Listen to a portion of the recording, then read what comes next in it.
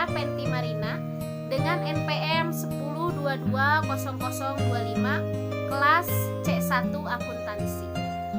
Alhamdulillah, dalam kesempatan kali ini saya akan membuat sebuah video untuk memenuhi tugas UTS Pendidikan Agama, yaitu penjelasan tentang Ma'rifatul Insan dari pertemuan 2 sampai pertemuan 7.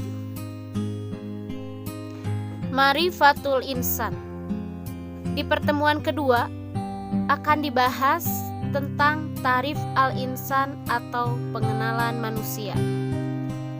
Yang pertama itu adalah asal penciptaan manusia.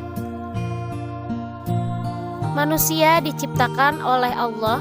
Yang pertama berasal dari tanah, seperti firman Allah dalam Quran surat As-Sajdah ayat 7, yang artinya berbunyi, yang membuat segala sesuatu yang Dia ciptakan sebaik-baiknya dan yang memulai penciptaan manusia dari tanah. Setelah terbuat dari tanah, maka Allah tiupkan ruh ke dalamnya. Dalam Quran surat As-Sajdah ayat 9 yang artinya, kemudian Dia menyempurnakan dan meniupkan ke dalamnya roh ciptaannya, dan Dia menjadikan bagi kamu pendengaran, penglihatan, dan hati, tetapi kamu sedikit sekali bersyukur. Setelah itu yang kedua ada unsur manusia, yaitu ada hati, akal, dan jasad. Yang ketiga ada amanah manusia. Allah memberikan manusia 2 amanah. Yang pertama amanah ibadah, dan yang kedua adalah amanah al-khalafah, dan yang terakhir adalah balasan.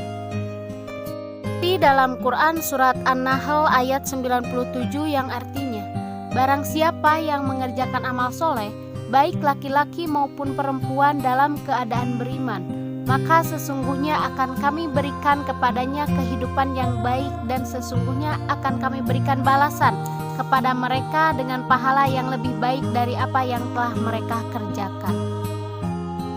Di pertemuan ketiga ada yang namanya hakikatul insan.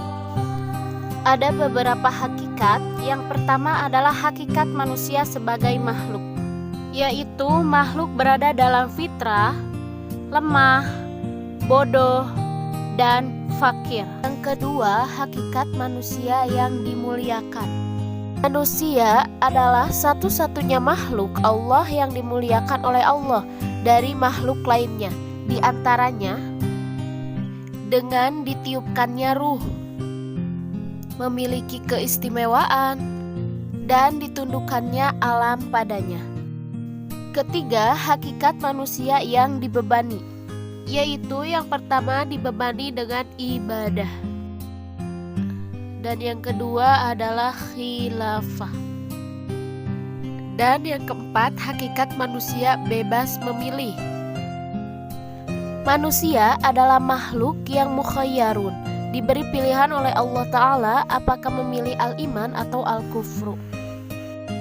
Dan yang terakhir adalah balasan atau pertanggungjawaban, sebagaimana firman Allah dalam Quran surat Al-Isra ayat 36, dan janganlah kamu mengikuti apa yang kamu tidak mempunyai pengetahuan tentangnya, sesungguhnya pendengaran, penglihatan, dan hati semuanya itu akan diminta pertanggungjawaban. Di pertemuan keempat ada takatul insan. Yang pertama ada potensi manusia. Ada beberapa potensi manusia, di antaranya yang pertama ada potensi pendengaran. Menurut pandangan, dengan anugerahnya itu manusia dapat mencapai semua yang baik bagi dirinya sebagai makhluk Allah, sebagaimana firman Allah dalam Quran surat An-Nahl ayat 78, dan Allah mengeluarkan kamu dari perut ibumu dalam keadaan tidak mengetahui sesuatu pun, dan Dia memberi kamu pendengaran, penglihatan, dan hati agar kamu bersyukur. Yang kedua ada tensi hati, seperti dalam hadis Bukhari, dan sesungguhnya di dalam satu jasad ada seketul daging, jika ia baik, maka baiklah seluruh anggota, dan jika rusak, maka rusaklah seluruh anggota. Ketahuilah ia adalah hati. Dan yang terakhir adalah potensi penglihatan. Dianugerahinya manusia mata yang dengannya ia dapat melihat, memandang, dan memperhatikan kejadian alam semesta ini. Kedua, al-mas'uliyah, tanggung jawab. Ada dua pilihan saat sedang memikul asmauliyah. Yang pertama adalah al-amanah atau sikap amanah. Sikap amanah merupakan sesuatu yang dipercaya untuk dijaga, dilindungi, dan dilaksanakan.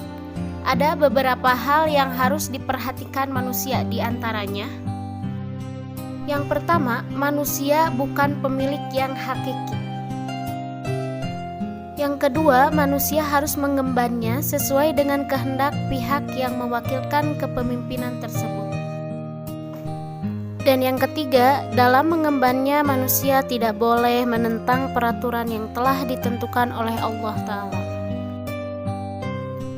Dan yang kedua adalah al-khianat.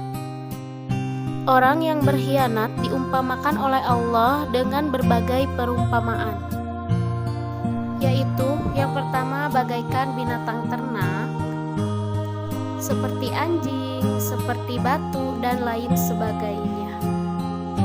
Di pertemuan kelima ada yang namanya nafsul insan. Kemuliaan seorang hamba itu dapat dilihat dari cara mengendalikan nafsunya.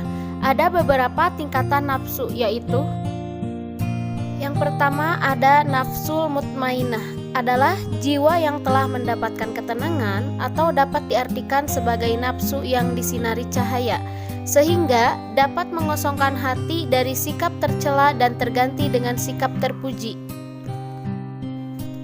Orang yang memiliki nafsu ini juga akan selalu berbuat amal soleh, kebajikan kepada sesama makhluk. Kedua, jiwa yang aruh, qalbu, azam, dan akalnya tarik-menarik dengan al-hawa.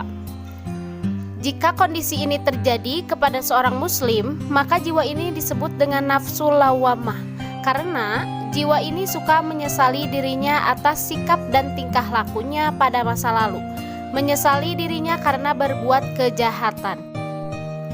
Jiwa ini sebenarnya tak senang memperturutkan perbuatan mendurhakai Allah, akan tetapi kadangkala ia terkalahkan oleh rasio dan syahwatnya. Yang ketiga, jiwa yang aruh, yang qalbu, tarik-menarik dengan al-hawa. Kondisi jiwa ini yang memiliki kecenderungan yang kuat kepada syahwat ini disebut nafsu ammaratul bis-su'i, jiwa yang memerintah kepada kejelekan. Jiwa yang dikendalikan oleh al-hawa dan berorientasi syahwat dan mengalami kerugian yang besar. Di pertemuan keenam ada yang namanya sifatun insan. Ada beberapa sifatun insan, diantaranya satu, jiwa manusia yang diberi dua jalan, sebagaimana firman Allah dalam Quran surat Al-Balad ayat 10. Artinya, dan kami telah menunjukkan kepadanya dua jalan. Yang pertama ada jalan yang benar atau takwa atau membersihkan jiwa, yaitu seperti banyak bersyukur, bersabar, berhati lembut, dan lain sebagainya. Dan yang kedua adalah jalan salah, fujur atau mengotori jiwa.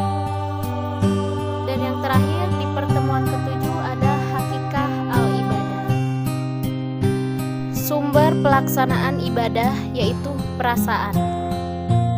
Yang pertama, merasakan banyaknya nikmat Allah seperti dalam Quran surat An-Nahl ayat 18 yang artinya, dan jika kamu menghitung-hitung nikmat Allah, niscaya kamu tak dapat menentukan jumlahnya. Sesungguhnya Allah benar-benar Maha Pengampun lagi Maha Penyayang. Yang kedua, merasakan keagungan Allah seperti dalam Quran surat Al-A'raf ayat 54. Alhamdulillah, sekian yang bisa saya sampaikan, semoga bermanfaat. Mohon maaf bila ada kesalahan dan kekurangan. Wassalamualaikum warahmatullahi wabarakatuh.